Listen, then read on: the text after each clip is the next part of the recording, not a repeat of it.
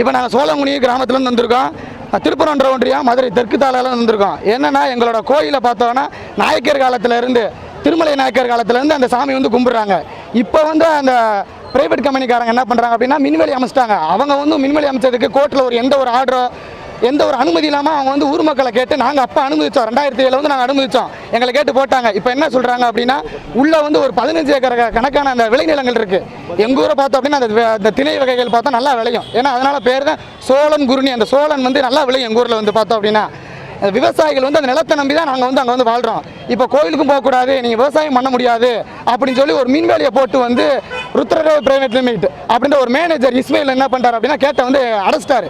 உள்ளே யாரும் விட மாட்டாரு. நான் கேட்குற ஒரே ஒரு கேள்வி தான், நாங்கள் நிலத்தை விற்றோம் அப்படின்னா என் பாட்டையும் பூட்டை ஓட்டையும் காலத்துலேருந்து போயிட்டு வந்து அந்த பாதை எங்கே பாதையை விற்கல. அந்த பாட்டையும் போய் அன்னைக்கு கோயிலை கட்டலைன்னா நாங்கள் கும்பிட்டுருக்க மாட்டோம்.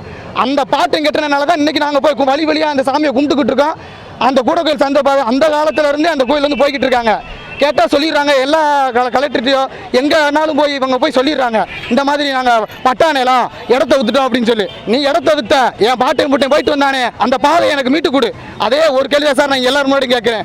இப்போ நாங்கள் வந்து கலெக்டர் சங்கீதா மேம்கிட்ட வந்து நாங்கள் மனு கொடுத்துருக்கோம். அவங்ககிட்ட போனால் கண்டிப்பாக ஒரு நல்ல தீர்ப்பு கிடைக்கும் அப்படின்றத கிடைக்கும்ன்ற ஒரு நம்பிக்கை நாங்கள் வந்து இங்கே வந்திருக்கோம் சார். நன்றிங்க சார். போத்திராஜன் நாங்கள் வந்து 5 வருஷத்துக்கு ஒரு வந்து சாமி ஆடுவோம். இப்போ வந்து கும்பாபிஷேக வேலை வந்து கோயில் நடந்துக்கிட்டா கும்பாபிஷேக வேலை நடந்துக்கிட்டு இருக்கு.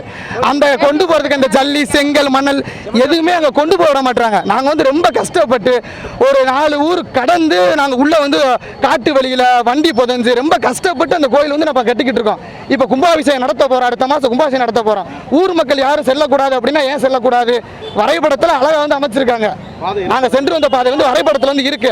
ஆதாரம் எல்லாம் வச்சிருக்கப்போ வந்து அரசு வந்து அவங்கள தட்டி கேள்வி கேட்கணும். கேள்வி கேட்டு எங்களுக்கான உரிமையை வந்து அவங்க வந்து மீட்டு கொடுக்கணும். அவர் மேனேஜர். அவர் எப்படின்னா எங்கள் நிலத்துக்குள்ளே நீங்கள் வர்றீங்க போகக்கூடாது அப்படின்னு சொல்லி எங்களை மிரட்டுறாரு. இப்போ நான் வந்து பார்த்தேன் அப்படின்னா 25ஆம் தேதி நவம்பர் மாதம் வந்து இளைஞர் சார்பாக வந்து மனு கொடுத்தேன். அந்த மனு வந்து கேட்டாங்க. அப்போ வந்து நான் மேனேஜரை மறைச்சப்ப அவங்க சொன்ன வார்த்தை காவல்துறை சொன்னாங்க, இந்த மாதிரி நீ நேற்று நைட்டே நான் வந்து அனுப்பிட்டேன், ஆர்டி ஆஃபீஸ்க்கு அனுப்பிட்டேப்பா அந்த தகவல்னு சொல்லி சொன்னாங்க. ஆனால் அதுக்கப்புறம் வர 18ஆம் தேதி வந்து மாட்டு பொங்கலுக்கு வந்து எங்கள் ஊரில் வந்து சாமி ஆடி கோயிலுக்கு போவாங்க.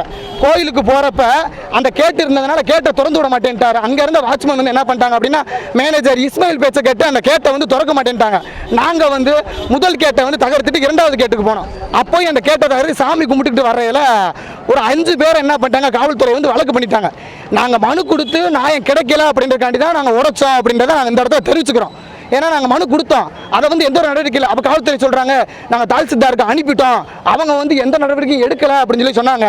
அப்போ தாசில்தார் ஏன் வேலை அவங்களையும் குற்றம் சொல்லக்கூடாது. நான் போய் அன்னைக்கு போய் நான் மனு கொடுக்குறப்ப வந்து பார்த்தோன்னா தாசில்தாருக்கு 18/1/2025 அன்னைக்கு தான் தாசில்தாருக்கு அந்த காவல்துறை வந்து மனு அனுப்பியிருக்கு. அப்போ யார் மேலே தவறு இருக்குன்னு சொல்லி நீங்களே பார்த்துக்கோங்க. சோழங்குருணி கிராம பொதுமக்கள் இன்னைக்கு வந்திருக்கோம் அப்படின்னா எங்களுக்கான உரிமையும் அந்த பாதையை மீட்டெடுக்கணும். அந்த பாட்டங்காலத்திலேருந்து அந்த விவசாய நிலமாக இருக்கட்டும், எங்கள் பாட்டையும் பூட்டையும் ஓட்டையும் இருந்து அந்த பாதை நடந்து போனாங்க. அவங்க போன அந்த கால் தடம் எங்களுக்கு வேணும். இந்த இடத்துல அதை நான் சொல்லிக்கிறேன். உங்களோட பேர் வந்து கே ஈஸ்வர பாண்டியன். நான் வந்து பிஎஸ்சி மேக்ஸ் படிச்சிருக்கேன்.